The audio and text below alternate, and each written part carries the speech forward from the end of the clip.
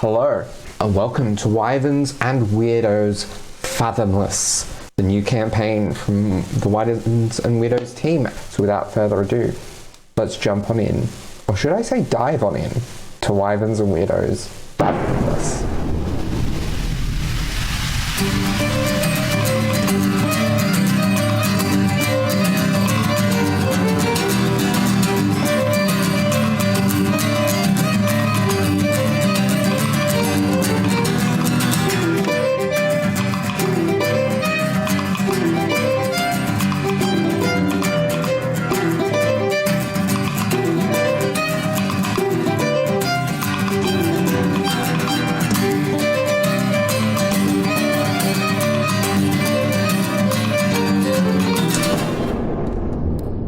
The 𝘙𝘭𝘭𝘪𝘆, a series of islands bound together by a political pact to stop war and infighting many, many years ago, rife with adventure, danger, riches, and a mysterious force known as 𝘙𝘭𝘭𝘪𝘆. There are many merchant vessels and mercenary ships, legitimate and illegitimate, that traverse these seas.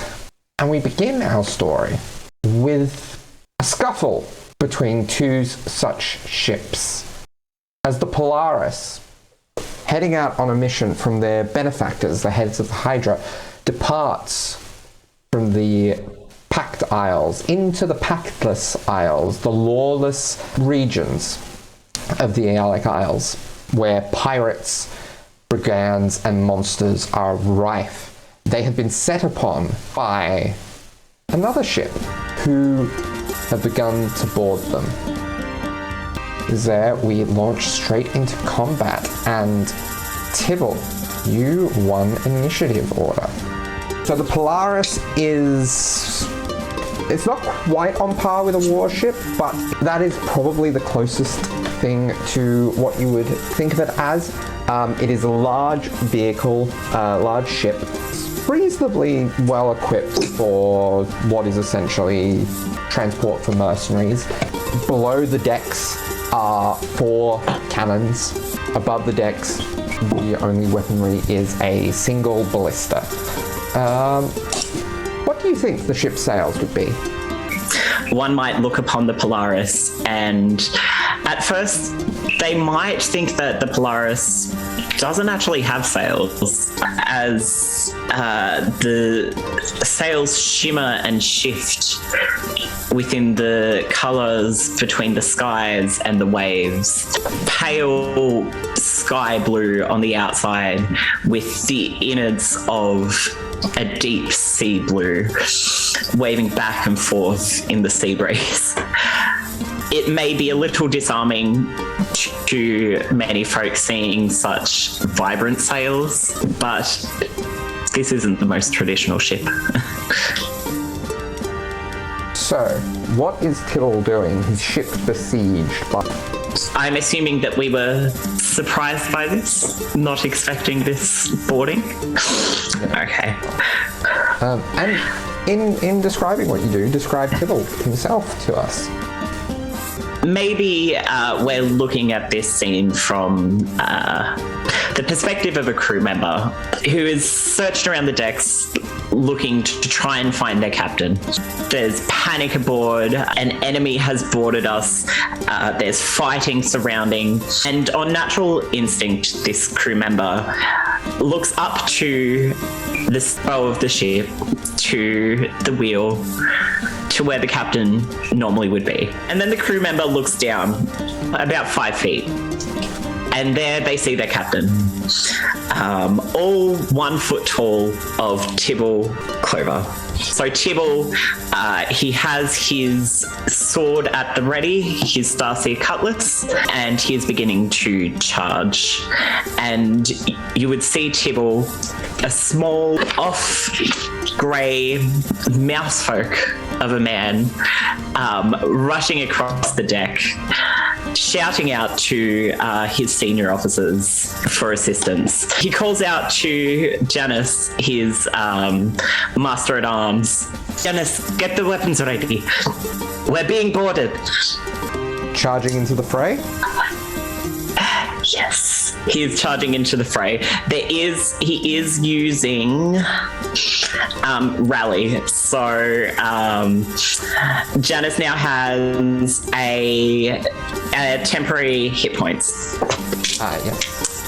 And from on the deck in the sudden commotion, or the roar of the commotion, a voice calls out, "Aye, Captain! Everyone, get ready!" So that would be 6 temp HP, Janice. As you watch Tibble rush forward, you see that he's wearing a low-cut, flowing cream shirt with a shimmering blue vest and maroon pants, and he seems to be an older gentleman who has lived quite a life. So he has quite a strong figure about him despite his short stature. He has a little bit of a pot belly and a few battle scars, and he, on top of the fur that he already has as a mousefolk, he also has a twirled mustache. And he would go forward. What enemies would be in his path, Darby? If you wanted to action dash, you could get to a couple of different enemies within sight, so a variety of pirates. Most of them are engaged in some way with members of your crew. The ones that are within your reach are ones engaged with Janice, Fishman, 𝘬𝘀, and Floret. Tibble seeing one of the junior members of the crew in 𝘬𝘀 under attack, he most likely will dash to where 𝘬𝘀 is. Now, using his entire movement, he wouldn't have any attacks or anything, would he? Not with the attack. bonus action attack. No. Oh, that's right. Can I do that? Is that a thing I can do? So you've dashed, you've action dashed, but you have your action surge now as a fighter. Wonderful. So he is going to action surge, and he's going to attack this pirate. Is it a pirate or just a... I could assume if they're boarding us, it would be a pirate. Yeah. So he's going to make an attack with his 𝘬𝘭𝘭𝘪𝘀 cutlass. And he's going to roll a 1. So that's a 9 to hit. So that will miss. You do get a second attack though. Tibble dashes forward and he swings his 𝘬𝘭𝘭𝘪𝘀 cutlass. However, he just doesn't quite have the reach after dashing forward on these tiny legs. And you would see that when he runs, he does run like a mouse. So he does go down on all fours and sprints forward. So it might have been in the process of getting up that your captain had such a hard time on the attack. However, with his second attack, he does hit a 16. A 16 will hit. Wonderful. So he swipes up with his sword. Oh, excellent. So that would be a 13 points of damage. So you flash into this pirate, and she's caught off guard and falls back into the ocean off the railing of the ship. All right then, 𝘬𝘀. Of course, boss. Thanks for that. Fall back, kid. We've got it from here. Next is 𝘬𝘀. So, 𝘬𝘀, you are not currently on this ship, but have commanded people onto it yourself. Would you like to introduce yourself? Across on another ship, you see a very tall, half-drow woman, long, wavy black hair with a white stripe through the front, blowing in the wind as she bellows orders at her pirate crew to attack this ship that has unfortunately come into the wrong waters. She's holding her sword aloft and makes a quick little motion with her hand and fires off a couple of little eldritch blasts that start as this crackle of electrical sort of energy and then fly out and hit Fishman and Janice. So Fishman, it's a 14. Yes, I believe. And Janice, it's a 21. 7 points of damage. Come on, you scurvy sea dogs, get them! Next is Alton. Okay, so you see deep down in the galley, the kitchen of the ship, you see a drow man. He's working, stirring pots, suddenly stops as he hears this commotion up on the deck. He looks quite rough looking. He's got this heavy scarring across the left half of his face, once broken nose. He's wearing dark clothing, a big dark broad-brimmed hat, dark shaded glasses, and a leather apron, leather wrist guards. But despite this, undercutting this like rough appearance, he is very short, probably 5'4" with hat and boots. He turns to Tabuxi woman beside him and, oh, come on, can we have any peace and quiet just to get something done? All right, Kara, I'll go and see what's going on up there. You know what to do. Don't let anything burn. And he ducks down to a specific part, and the kitchen is very tidy, very, very organized, and he knows exactly where to go. He goes down to this shelf and he pulls out a number of weapons, a crossbow, 2 daggers, and strange little contraptions that he puts in a little thigh holsters that the audience may know to be pistols, but a little bit more uncommon in this world of Fierlor. And he begins to, not really sprinting, but running, start going up the stairs up to the deck. Would he be able to reach like where Fishman is? You could if you wanted to dash or action surge, but otherwise your best chance of getting up is the opposite side to where Fishman would be. There are a number of junior officers and pirates in that area. The closest senior officer would be Janice. Sweet. In that case, he'll begin loading his pistols and call out to Janice, say, "Hey Janice, reckon it's worth the ammo, this fight?" May well be. Keep an eye out. This might be a rough one. I haven't dealt with these people before. All right, I guess we'll see if it's worth the cost. But you, Janice, I'm not stitching any limbs back together, all right? I ain't got any of that healing magic. So you look after yourself for once, all right?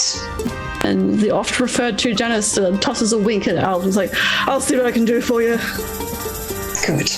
And you might notice as well that Alton, his apron is packed full of, you might have initially thought it was cooking implements, but there is a big mixture of medical supplies as well. And he also has a well-stocked pouch on his side that has the 𝘬𝘭𝘪 symbol. And he also has one stitched onto the back of his capelet, showing that his role is not only the cook, but the medic. Excellent, and if I still have a move left, I might try to fire a shot at one of the pirates. I'm not wasting the money on an action surge yet. All right. Let's see. So which pirate? Aims at the first pirate. Excellent. The one that... So the first hit, that's a 28 to hit. That'll certainly hit. Roll for damage. Fantastic. So that is 13 points of damage. This is a bang from the strange contraption.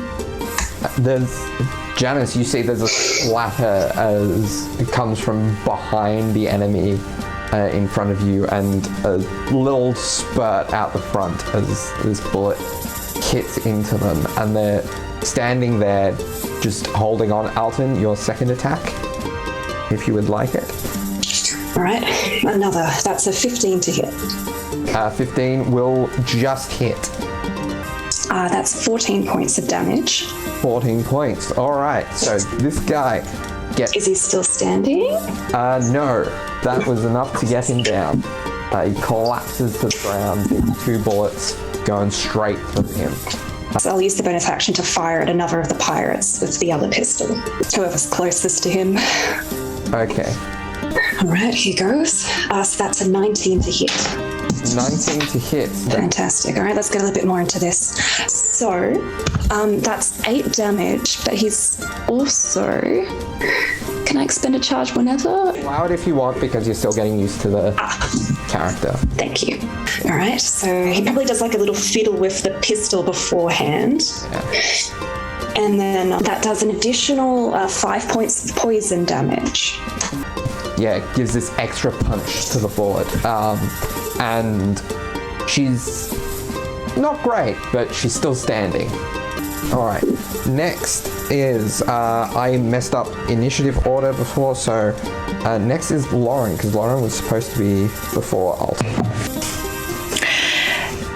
Over on the ship with Cerise, you see on the deck, not among the people boarding your ship, but definitely one of the higher ranked members of this ship, you see a woman, a human woman, someone you've seen around the ports a few times. She always seems very friendly, but this is a different side to her. A few of you have talked to her, made a few trades, but you've never known what ship she works on now, but now it has become abundantly clear where she makes her money. She is about the same height as Alton, at a measly 5'2". So short, definitely the shortest on any ship here. She, again, is human, but something strange has always seemed to be off about her. Her eyes glow unnaturally, this sea foam blue. There's a smell of sea salt you can never quite shake that doesn't smell like anyone else on the docks. It smells more like when you're wide out at sea, but all the time. She has red hair, these bright seafoam blue eyes. She has a scar radiating off her right eye in a bright starburst pattern. She wears a lot of dark colors. She carries a staff, very clearly a magical staff, a sorcerer's staff, with a bright blue orb at the top that matches the color of her eyes, and it is threaded with mithril, both pure and tempered. The rest of it is driftwood.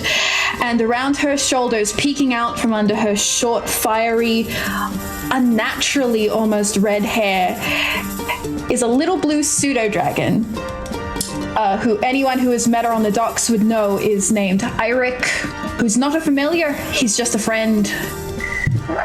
Good boy. How far away is one boat from the other, Darby? Probably be between safety and actually being able to reach. You're probably about 30 feet apart.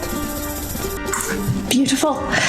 So, Loren stands closer to the action than her captain, but still very visible amongst it all, and she calls out between the two ships, "Captain Tibble Clover! It's been a long time. Why don't you just invite us on board? It'll certainly save all of us some time. We all know it's easier when you surrender, lad." And regardless of whether or not she gets a response, the orb of her staff will glow as she does this weird spin with it and shoots, and like holding it with both arms behind her back, shoots it forward. And we'll do an ice knife, please. Aimed. Yeah, no, just aimed at Tibble. Just aimed at Tibble in general.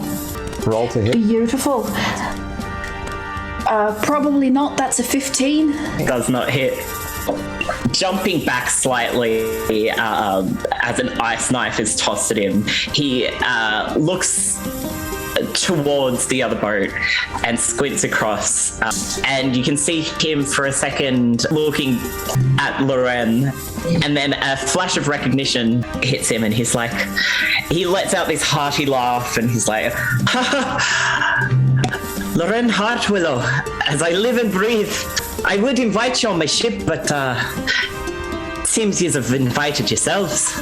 Maybe there's a way we can come to an agreement here. Where's your captain? Well, she's right behind me, but I'm afraid she's not open to many negotiations. You'd better off going through me. Well, love, get your captain to stop attacking me men. Maybe we can talk more civil-like, yeah? That's probably the extent of what we can get to in a round. Yep. Next is Fishman. All right, back just in time. So, where is Fishman on the boat? He's towards the side of the other ship. I believe I saw earlier. Side. Opposite side. Is he within 30 feet of the mean person who shot a magical spell at him? He can get within 30 feet. He might I would love that. opportunity. I'll take an attack of opportunity. Yeah, no, that's going to miss. That's a natural 6 on the dice. As you Yeah, Fishman will simply just turn around, maybe give him a little brush with his tail as he goes by. Now, by the way, I'm going to take this opportunity to describe it, Fishman, by the way.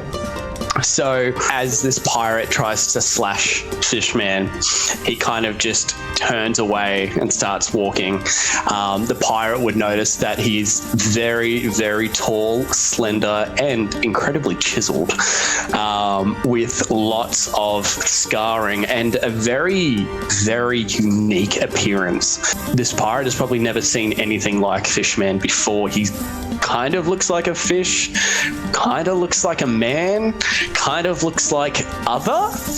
He's not too sure. But at a detailed glance, you could see features such as he's got kind of like an alligator's kind of jaw with the protruding teeth. He's got scarring all down the side of his face. He has an albino appearance and color, with slight tints of pink or purple, namely at the joints or at some of his scarring. Fishman is also covered in what looks like chainmail, but it doesn't quite behave like it. It doesn't make much noise as he moves, typical of chainmail. And it's a very, very strange looking chainmail as well. It's almost as if it's some kind of hybrid of Spartan armor and kind of medieval chainmail. But yeah, Fishman will turn away and walk towards getting within 30 feet of 𝘬𝘁, please, if possible. Because 𝘬𝘁 is a bit further back, you can't quite get within 30 feet. She is within long range of you, so you could go for it at disadvantage. So Fishman, with a very proud, tall posture, will yell out at 𝘬𝘁, taunting, and say, "You fight from the shadows. Why don't you come forwards and face us front on?" As he gets as close as possible within his turn, trying to make a statement, simply just walking by all these pirates, taking aim and taking a shot with his crossbow, his heavy crossbow, please. I'm changing to non-D&D Beyond Die now. So that was a 10. 10 is going to miss. He would like to take a second attack if he can, and because of his crossbow expert, loading doesn't affect. Yes. So, all right, and then for his second attack, he rolled the exact same thing. 10. So he looks a little embarrassed, but that's on the inside. On the outside, he seems very confident, and he'll play it off as warning shots. All right. Next is Janice. All right. Okay. Well, we've mentioned Fishman. So speaking of chiseled, a burst of laughter peals out across the ship as Fishman attempts to shoot at our foes. As Janus Regulus Stormbreaker the Eighth, the Unwavering, appears to take mark of the situation. Janus is very tall, very broad, with perhaps some of the biggest muscles of the ship, with light golden, almost unearthly hair, ruddy tan skin, golden gleaming eyes, and a combination of intricately etched armor, loose fabrics, and satins. I must also mention what appears to be scarring across the face, so across like the sides of his neck and across his nose. And as he laughs, you can see the gleam of sharply serrated teeth. And he's carrying sort of a combination of what look like javelins and a large glaive. And he calls out, taking stock of everything that's been going on, this blur, this whirlwind and this blur. I will double check as well, is it sunny skies at the moment? There is wind. It's clear day. The sun's not beating down, but it's nice and clear. So he calls out, nice shot, Alton. Care, get guard of the weapons. Flora, close it, cut them off on the chase. Fishman, respectful nod, Captain, do what you do. And then he turns for a moment and then squares up to sort of face up using his full over 6 feet of height and just grins viciously at the pirates. He goes, crew, know what? I've got a good feeling about this. Shogness smiles upon us today. Let us give the voices a most splendid feast. And roaring with laughter, he surges towards the nearest enemy. And as his bonus action, Janus goes into what we call as a rage. His golden eyes and almost his hair shines brighter as 2 resplendent dark and cream grey wings spread out. And suddenly the sea becomes choppier. The sky is darker as unnatural lightning pulls around the sky directly above Janus. And lightning rod-like strikes down into him and immediately springs from him to the nearest enemy. They need to make a dexterity saving throw. Yeah. Would you like that to be the one engaged with Floret or the other one? Sure. Engaged with it. Okay. Let's go for it. Dexterity saving throw, please. That's not going to be enough. So that, okay, cool. That is 6 points of lightning damage. All right. As it just launches through this pirate. Yeah. It was a nasty shock. Okay, Floret, I trust you have that one. And then he turns and shifts his stance and raises his glaive, and he strikes down onto the other pirate with his glaive, which, yeah, that's probably going to hit. So 21. 21 certainly hits. Yep. So Ichi, I pre-rolled the damage, so it's a D10 plus 4, which is 11, plus 2 for rage. Oh no, all up it's 11. There we go. I was very prepared. Once upon a time. Yes. And again, it kind of like that. It's piercing damage, but there's this lightning energy that just crackles around him. Stand down now. We don't need to make this messier than we need to. Don't need to spill any more blood. And finally, Neris, as this pirate is hit with this nasty hit, but is still standing and almost barbarian like himself, beats his bare chest to almost in a hint of recognition as we move to Neris's go. In direct comparison to Fishman and Janus, you see that those who are keen-eyed among you can see sort of hunched over behind and sort of off to the side of the helm of the Polaris, a pale-skinned human, very slight build, and wearing a well-made but sort of sea-worn grey jacket, unassuming, with sort of greens and greys underneath. You can see he's got what looks like a book and a couple of cases and some little potions or satchels hanging from his belt, and clutched in his right hand, which is shaking slightly, a very thin, very straight wand, as he sort of raises his head a little bit and surveys the surroundings. So what are we looking at in terms of borders? Does it seem like there are more individuals who are looking at boarding this vessel? There are more pirates on board the other ship still, yes. Whether or not they will come aboard, you don't know. They look like they would be prepared to at basically a moment's notice, should they be commanded to. Is there any sort of boarding method that they've been using? Have they thrown out a drawbridge, or are they using ropes or something to cross? There seems to be some sort of arcane bridge that has been formed between the two. You weren't aware of it coming, or of its manner of coming up. Okay. But there are a large number of them on the enemy ship that are sort of grouped up ready to attack at a moment's notice. Neris straightens himself up a little bit, sort of adjusts his collar, which has kind of flown open a little bit, pulls out a book and quickly references it, and with his other hand he raises his wand and speaks a couple of words in a completely foreign language and points in the direction of the enemy ship and casts grease underneath the largest quantity of enemy soldiers.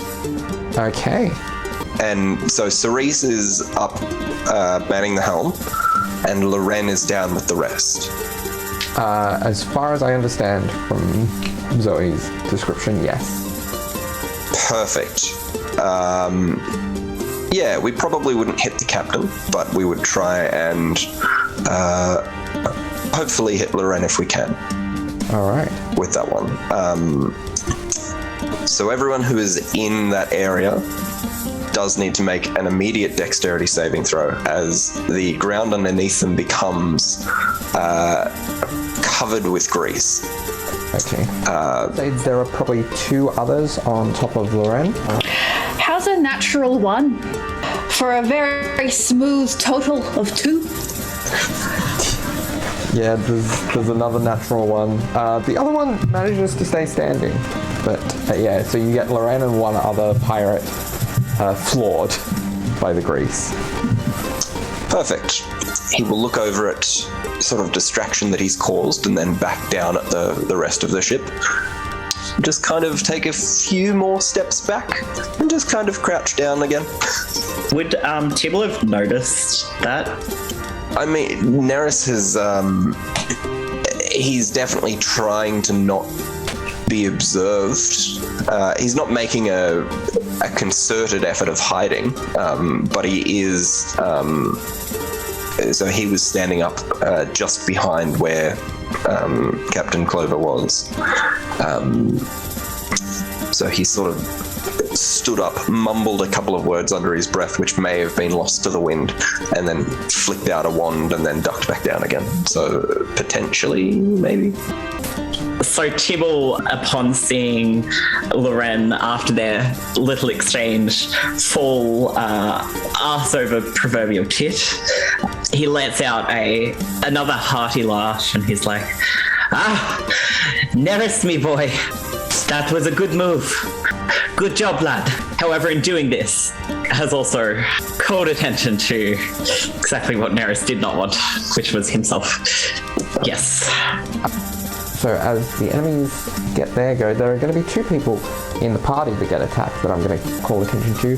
So one of the pirates is going to approach you, Tibble, and go for a multi-attack and try to attack twice. One of those is a natural 1, so that one's going to miss, but the other one is a 16. Meets.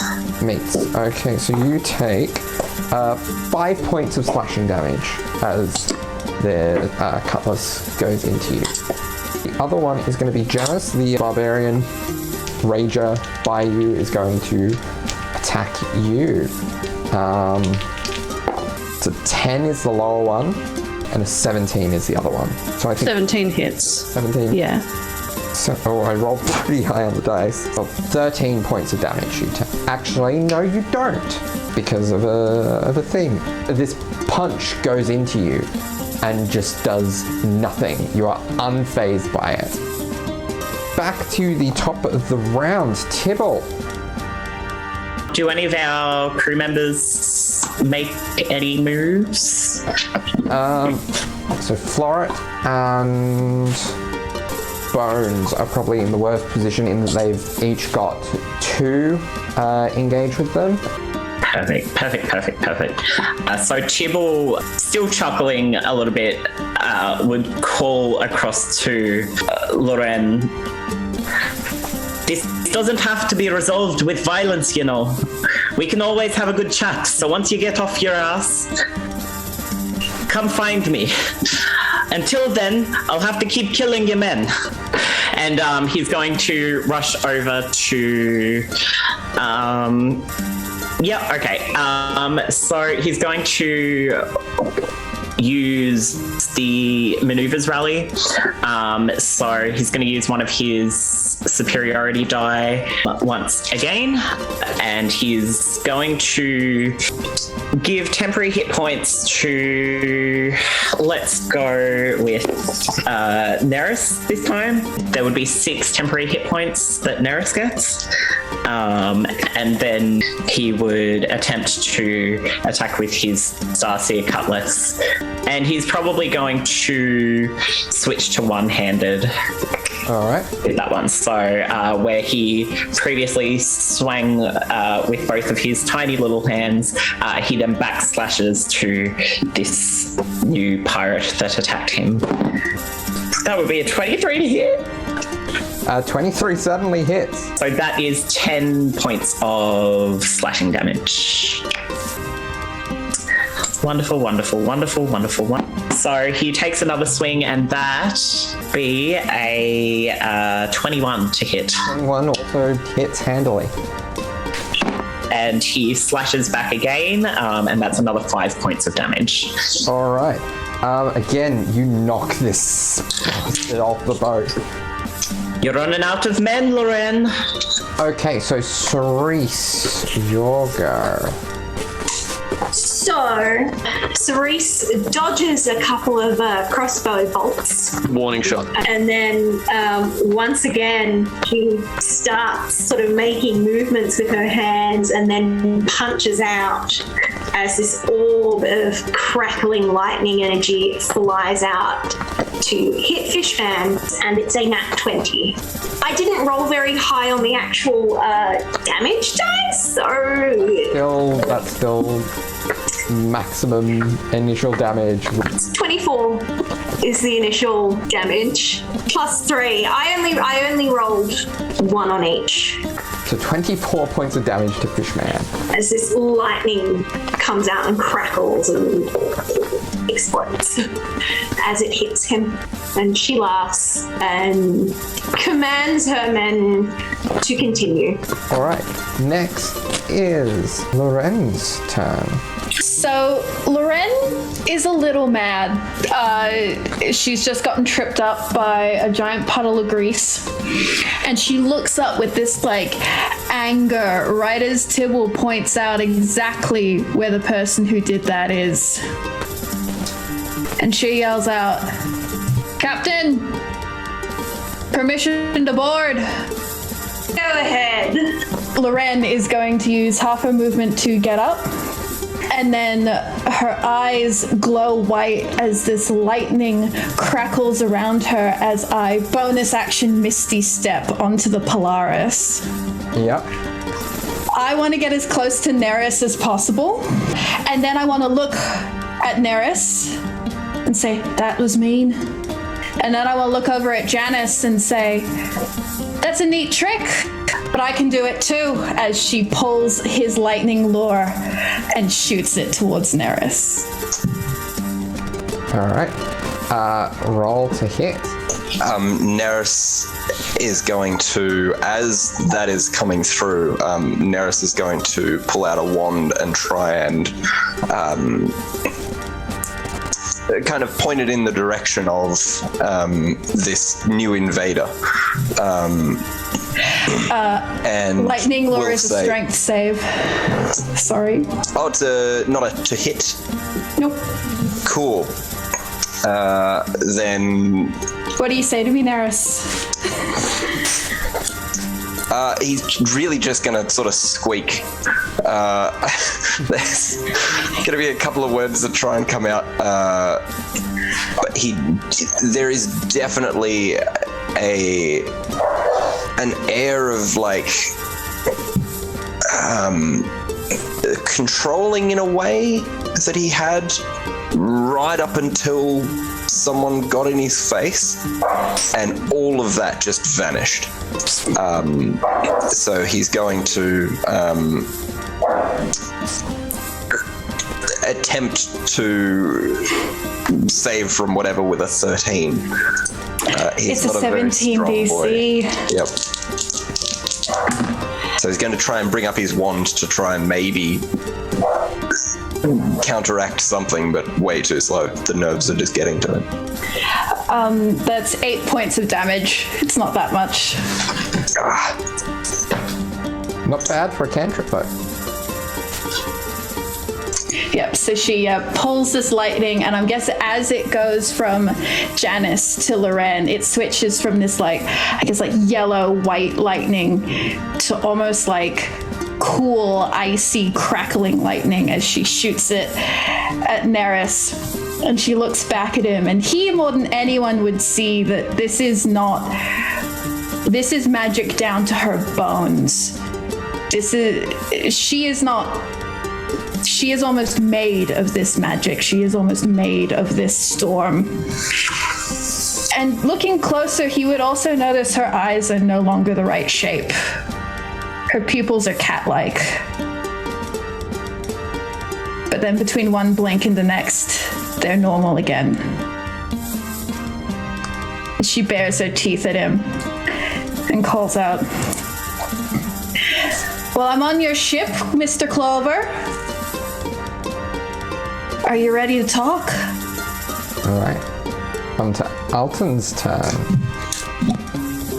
Seeing these magical electrical attacks hitting the crewmates around him, Alton goes, "Well, fuck," and stows his pistols away, quickly assesses Neris and Fishman to try to see who's looking in better shape. I think Fishman is considerably worse, and that'll probably be obvious. Oh yes, he is. He's still like sparking with lightning, and there's a trail of lightning leading all the way back to Cerise. Oh boy. Okay. All right then, Alton will rush over to Fishman, opening up his medical pouch as he does so. But, all right, Fishman, breathing okay? Heart feel fine? So you are going to take your best... Tax of opportunity? That's fine. Take one. 5, 10. Yeah. 30. So you're going to take one attack of opportunity. Mm-hmm. Let's see. Yeah, that's going to hit. That's a natural 17 plus 4. Yeah. Is going to be... actually, that guy's got a whip. Whips are not great damage dealers. But they can trip, potentially. So I need you to roll me a dex save. Okay. Does 6 damage. Oh no, fuck. And then I roll a 7 on my dex save. You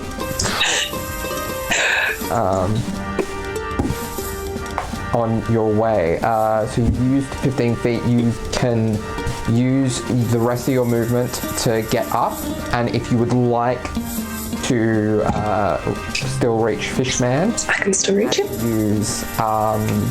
You haven't used your action surge yet. So you can use that. Or Okay. you can use your action. Yes. To dash. Okay. All right.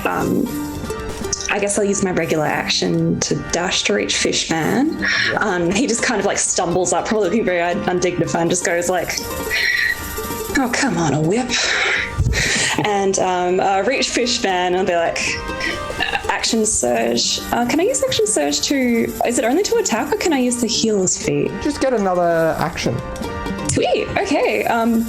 Yeah, so I'm going to use the healer's feat on Fishman and be like, all right, tell me what's up.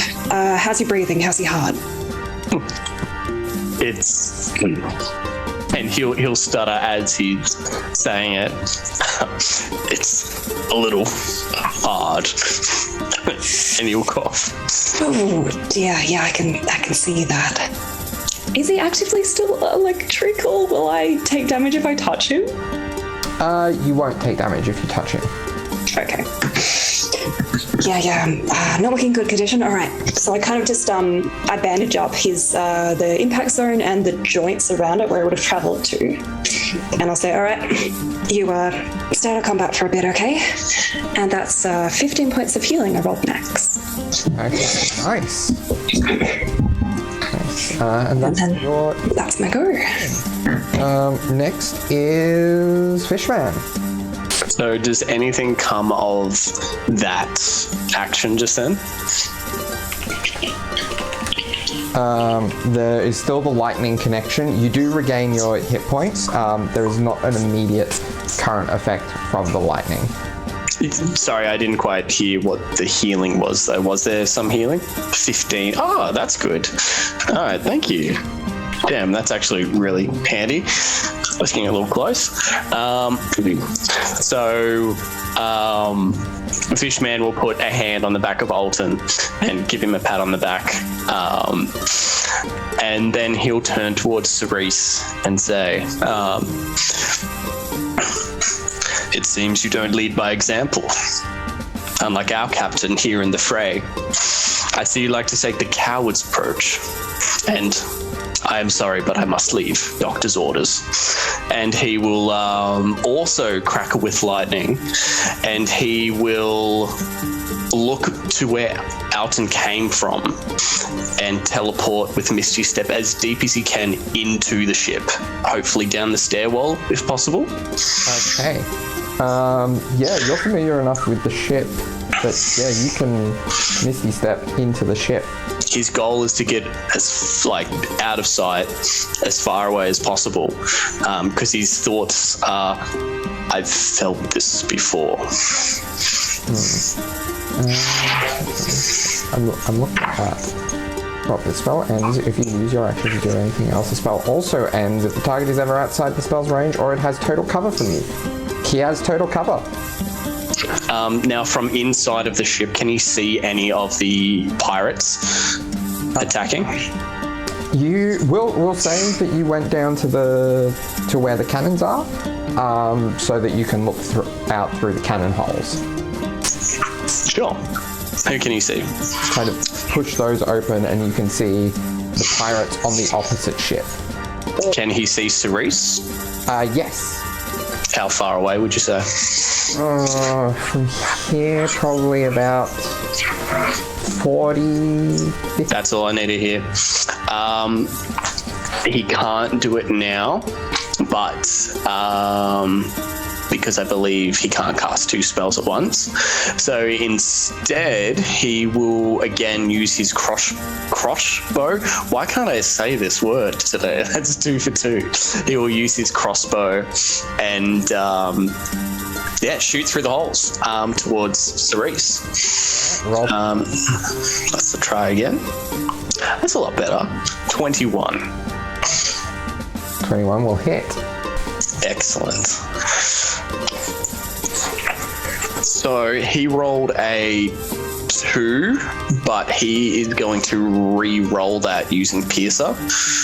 All right. And he does a total of 10 damage. Okay. So you take 10 damage. And then he will again take another attack with his crossbow. Because that's once per turn.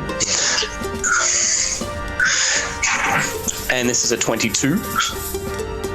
22 is higher. It certainly hits. Mm-hmm. And he will do 8 damage. All right. Okay. That is your turn. Next is Janice. Okay. So Janice. What's he gonna do? Okay, so Janice shoots a look towards Tibble, like, Captain, keep the ship aboard. Fishman's taking initiative of his own, but we have too many men over here. And if Tibble replies, he can. But as Janice is doing that, he kind of like shifts like the grip on its glaive, and then like kind of turns from looking across where Fishman has made a play for Cerise, and then turns back to where Nurse and Loren are in combat, and then like Alton is just running around everywhere. Yes. Does Tibble respond, or So Tibble would respond to Janice, who would turn and he'd be like, Janice, how are the odds looking? Do we need to parlay? he kind of looks and turns, is like, I'll see. I'll see after this. I think we want non-essentials below decks. Yes. Everyone. And he like blows a little whistle. Listen to the captain down on board. We may be moving. And then he turns and kind of like cracks his shoulder a bit. He's like, all right, test. It's time. And then he sees where like Loren is caught with Nera's, and he starts to stalk towards her with like the glaive raised. It's like wings kind of making this arc halo as like thunder cracks around. He's like, that was a dirty trick, fiend. Unfortunately for you, the voice is called for action, and we are here to answer it. And then what kind of happens is something quite horrifying, or would be for the crew members if they weren't familiar with this. It might not even be horrifying for Loren, I guess. There is kind of this shifting, and as he kind of like paces, quite sturdy but quick, towards Loren, there's a cracking of bone and like a shifting of like skin, and like an elongating of like his like Janice's like fingers as like webs kind of like start to grow. His like nails grow, and like his head kind of changes shape as his teeth elongate, and he shifts into this hybrid sort of form of what he is, which is some kind of elf, Azima, or something like that, and a shark. And he bears down on Loren, and he will just basically rip her away with his teeth, because he's got a big long shark snout now. Yes. So it's a bite attack. Yeah. Loren is pretty freaked out as he just cackles out of this this face-ish thing. Cool. Roll the hit, I guess. So that's my bite attack. Attack? Yeah, hang on. Sorry, I just gotta pull that one up. More. Cool. All right, +8. Yeah. So that's a 20 to hit. That's certainly gonna hit. Cool. That's 2d10 damage. Okay. Not great for you. That's a 13 points of damage. So he basically just it's functional because this is like he still has like this glaive. He's like crackling with energy, but he just like tears at you away. So it won't pull you fully, but it's certainly going to distract you for a moment. And that's it. He's a were-shark now. Hello. Yeah. As just like blood spurts out of his teeth.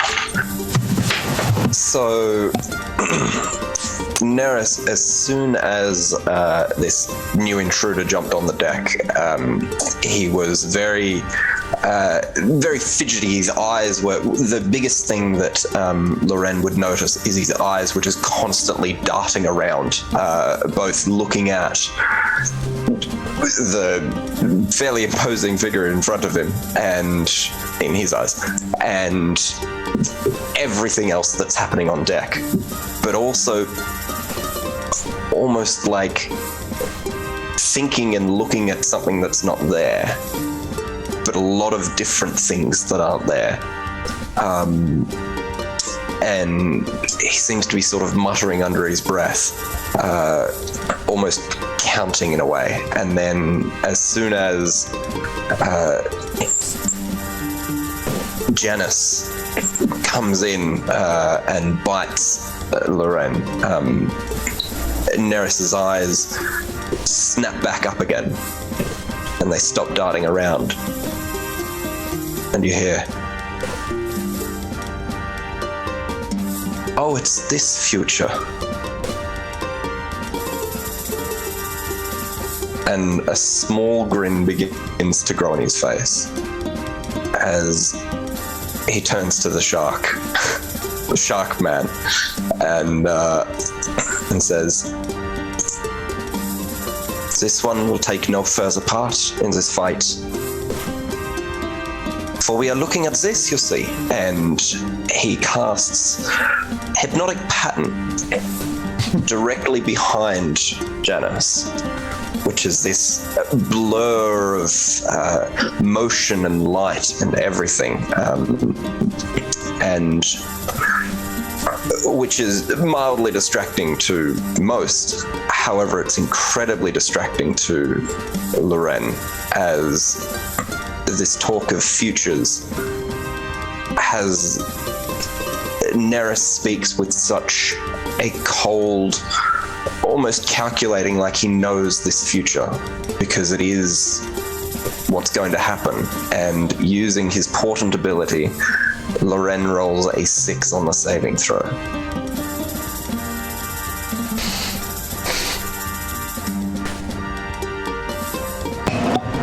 Loren is just like writhing in pain. She's trying not to make it seem like she's as freaked out as she is by this were shark, which is horrifying and huge next to her tiny, slim form. And then she looks at this pattern as she hears Neris's voice, and it just echoes in her brain as she feels herself not even be able to fight against it. And she's just caught. And weakly, you just hear, "Captain? Captain?"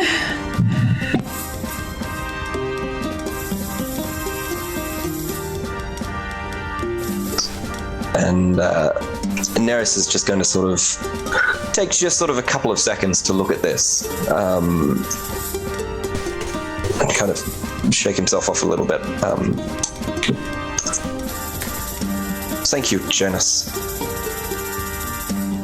I believe you are needed down there. This one is fine. Understood, Quartermaster. As he, kind of lets go of Loren's shoulder. All right. Next is NPCs. As Florette manages to, with a sword's blow, knock another one off the ship, and what's his name? Tim is going to cast a thunder wave and knock the two by them off the ship as they fail their saves. Then who is it? Taylor Bones Jones is going to attack the one with the whip that attacked Alton before attack. That's going to hit. They're going to, for good measure, put smite into that, and that knocks them down. So, all in all, there are 2 pirates plus Loren left on the deck of the Polaris.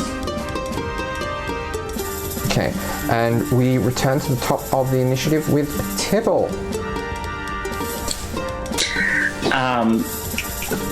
So Tibble, he looks across to where Neris and Janice are, and he's like,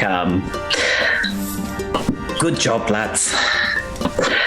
And then calls across to the remaining crew on deck. Is Sia still on deck? Above? Yeah. Deck? Okay. And 𝘐𝘏? Yes. Yep, okay. So he calls out, he's like, Sia, below deck, tend to the wounded, and 𝘐𝘏, below deck, prepare the guns. We may not need them, so wait for my signal. Oh, Janice, you know the drill. Because I forgot to move them during the NPC movement, I will have them move now.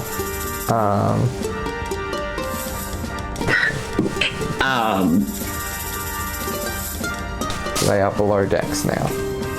He then turns back to Lauren, and she's hypnotized, she's distracted by this hypnotic pattern, but he's like, Lauren, love, I really like you, lass, but come on, it didn't have to come to this. And then he walks to... He approaches where the pathway, the magical pathway across the boats is, and calls out, and he's like,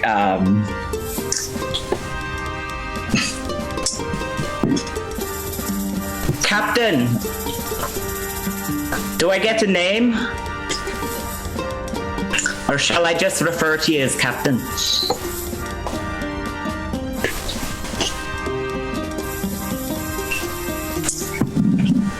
If you're responding, you're muted. I was not. Sorry. She doesn't respond, or? She stops and looks at Tibble for a minute.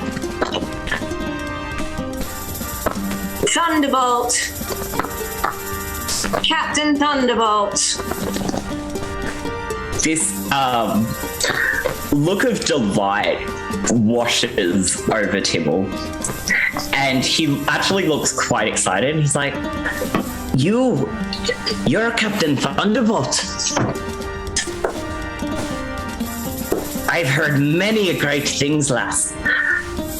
Now, apologies for the amount of your crew that we've handily dispatched, but I'd really appreciate it if we didn't have to dispose of dear Lauren here. I've had a few passings with her. She seems like a nice lass. Can we parlay?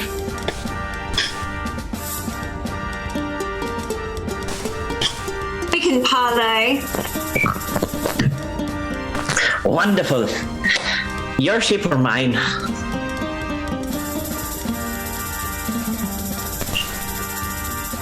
Fine.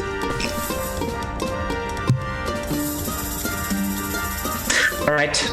Call your men back. We'll be over in maybe 15. Give everyone time to recuperate.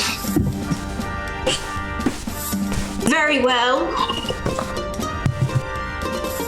And he does this deep, flourishing bow, and he's like, "'Tis a pleasure to make your acquaintance. Tibble Clover, at your service." And that's where we're going to leave it for the first episode of Fathomless.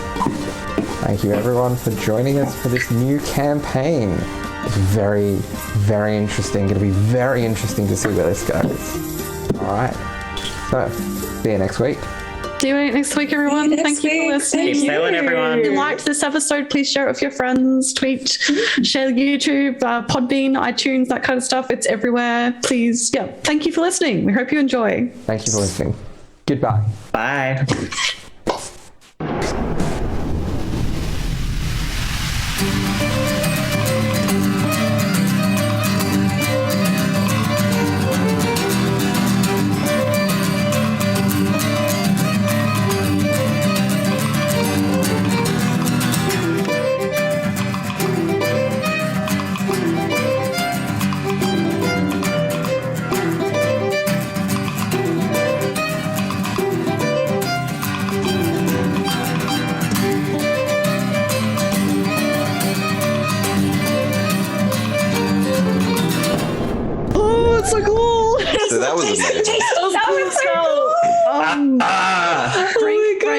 And then Janice was like, and then Neris was like,